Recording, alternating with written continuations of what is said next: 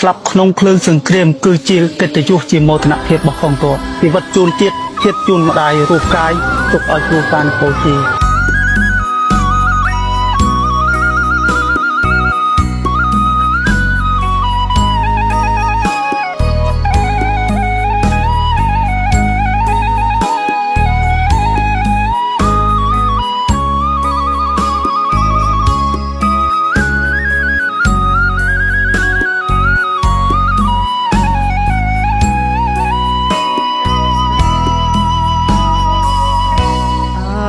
សពុកខ្ញុំរាំងជន់ជួមកពើងស្មាលីក្របកាពីទឹកដី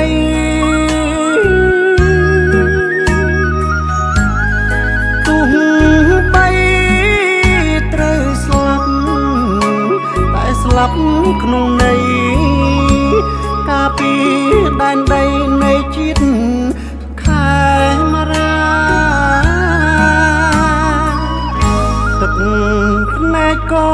នអូនឹកស្រណោះពុកធ្លាប់រួមរំជួបជុំគ្រួសារ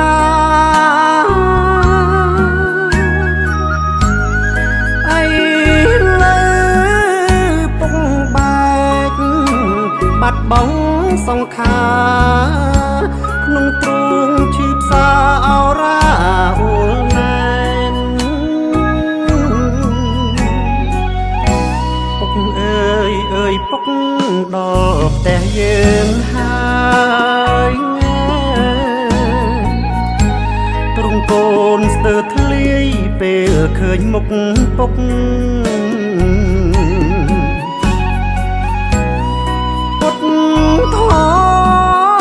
ពុកខ្ញុំ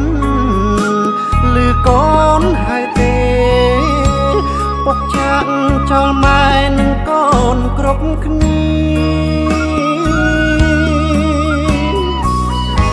លើកម្រាមដៃ10ជូនដំណើរពុកស្រុកយើងបានសុខកុំភ្លេចរាំងជន់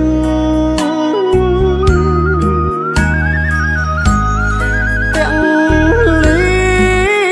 ជីវិតដើម្បីមាតុភូមិខ្មែរអើយគុំយំត្រូវពួតដៃគ្នា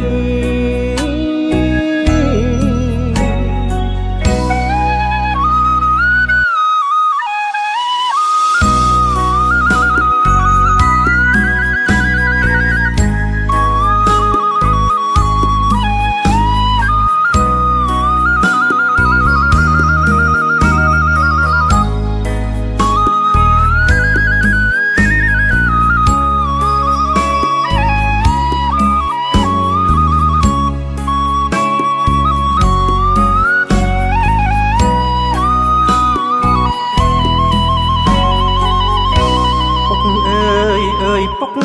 ដល់ផ្ទះយើងហើយទ្រង់កូនស្ទើរធ្លាយពេលឃើញមុខពុក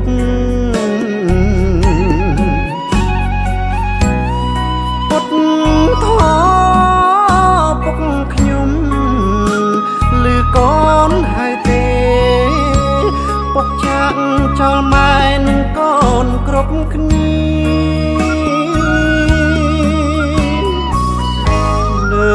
ម្រាមដៃ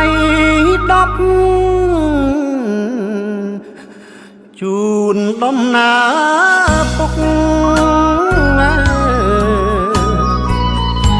ស្រុកយើងបានសុខកុំភ្លេចរាំងជន់